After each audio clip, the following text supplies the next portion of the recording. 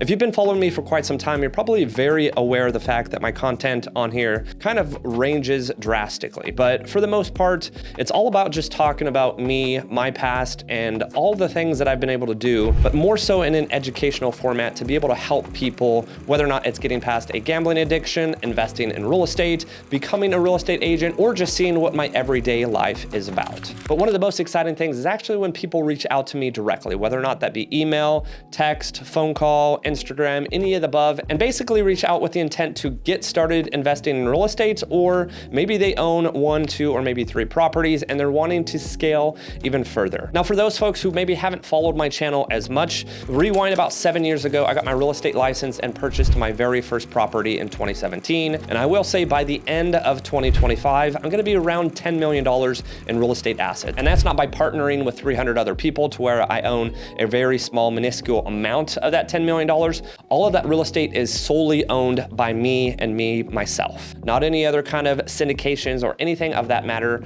All of those investment properties are owned by me. So whether or not that individual that reaches out to me is like a 16-year-old kid in high school wanting to join the Marine Corps or wanting to join the military, utilize their VA loan down the road to be able to buy their first investment property, or maybe they're 55 to 65 years old, I think it just boils back down to the fact that I always have loved to educate, help, and inspire other people. I used to be a high school teacher, and that's what I love the most. Just people reaching out to me, confiding in me, and wanting me to help them potentially be successful in real estate. And that's really where today's video idea comes about, because I have had hundreds of people reach out to me from all of the content that I create on social media, especially YouTube. And sometimes it's very cut and dry, where I just suggest that they reach out to this person, being an agent or a lender in their local market, or if you're in the local Dallas-Fort Worth area, I can actually be the agent that has a significant amount of experience in investing in real estate and help you locally. But there's also times where they don't use me locally, and there's also times where I refer them to an agent or lender in another market.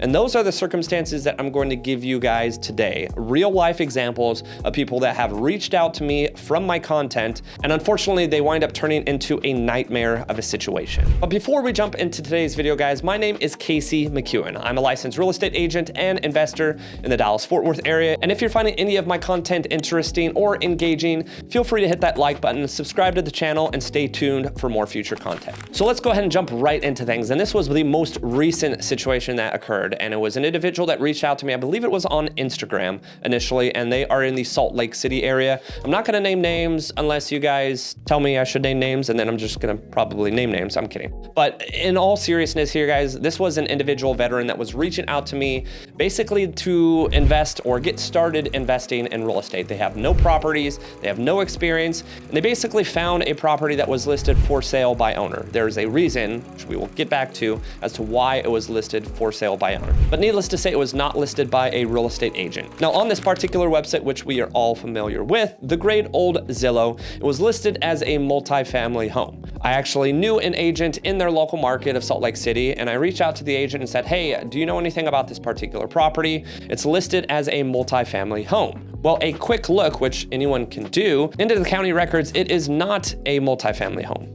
Essentially, the sellers had turned it into a multifamily home, meaning no permits were pulled. And I can tell you just from living in Dallas, every single city and every single county is going to be different. But I'll also have another example here shortly for you and kind of give you a real life example of what likely is going to happen to this particular seller. But needless to say, they didn't pull any permits. It's not zoned multifamily. It's a single family home that the seller thought that they could turn into somehow multiple units and sell for more, because a multifamily is going to sell for more in the area than a single family. Now, lo and behold, I had a good conversation with this individual, said I've got a good friend in the Salt Lake City area. He's kind of given me a rundown on this property. I don't suggest that you pursue this particular property, but go ahead and have a conversation with this agent. He can get you connected with a great local lender, save you some money, have someone who is a little bit more experienced backing you up rather than you just representing yourself. And needless to say, this individual decided to just ghost both of us. Now, the unfortunate side of this circumstance is I don't really have an ending for you, but the bottom line is there's really no positive ending here. I think it was listed at about $900, close to $1 million in terms of a multifamily. Comparable single family multifamilies in the area were selling maybe for 600 or 700. So you can kind of see just how bad of a situation, especially not being represented, not knowing the real estate contracts in the state of Utah or specifically Salt Lake City. You're basically asking yourself at that point to get yourself in trouble. And at the end of the day, when we're talking real estate contracts, these are not situations where you're selling something for 10 or 20 bucks. You're not putting $30 or $40 down as a deposit. We're talking thousands, if not tens of thousands of dollars at the minimum that you're gonna have to put down and put on the line in hopes that you actually know what you're doing, which in most cases, people don't. Now, another story that I'm gonna tell you guys actually has a little bit better of an ending. It's probably gonna be the only one in this entire video that has a relatively positive outcome, just for the fact of they actually wound up using the agent that I referred them to. So they reached out to me. This was actually quite some time ago, and they needed to find a multifamily home. I believe they were a veteran. Indeed, they were a veteran purchasing a multifamily in Houston, Texas. Now, I'm located in the Dallas-Fort Worth area. As much as I love real estate in Texas, I'm not gonna drive 3 or 4 hours to represent a buyer down in Houston. So I've got another veteran that actually is an agent as well, referred him down to that agent in Houston, and they found a property that had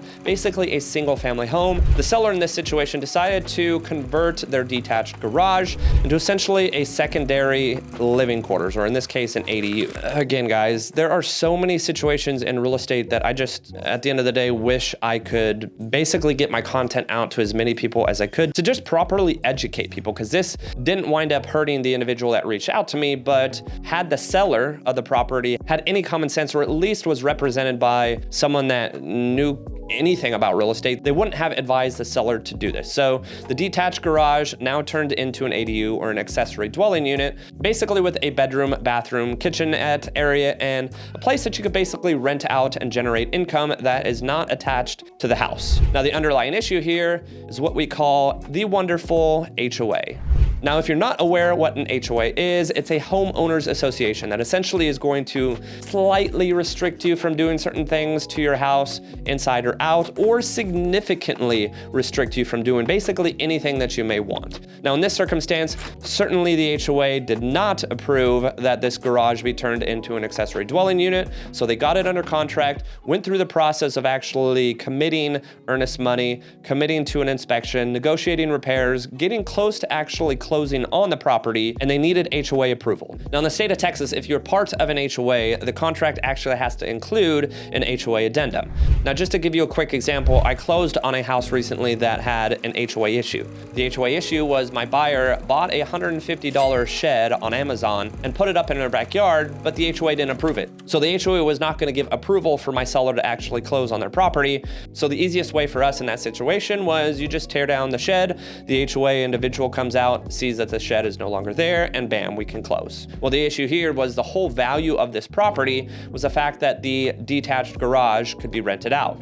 The HOA in this contract came out and said, no way, we're not closing on this until you convert it back. Now, the issue there is it goes back to the buyer that I sent to that Houston agent. He's not going to have any desire for that property, because the whole intention of that property was to be able to live in the house and rent out the back garage, or live in the back garage and rent out the house. So that contract in itself fell through. The good news is my buyer, or the buyer that I referred to the Houston agent, didn't really have to put up any money. He got all of his money back. The bad news is that seller, however much money they actually put in that garage, if they intended on selling that property and selling that property for a good amount of value because it has a detached garage that can generate income, that garage needs to be converted back. So all the work that they had to convert it is an absolute waste, and they also have to pay to now convert it back in order to sell it. Now, obviously, a real estate transaction will inherit a lot more risk if you're not properly represented. So my biggest suggestion here for you, regardless if you're a first-time home buyer, regardless if you're selling a property for the first time, you obviously need a real estate agent for majority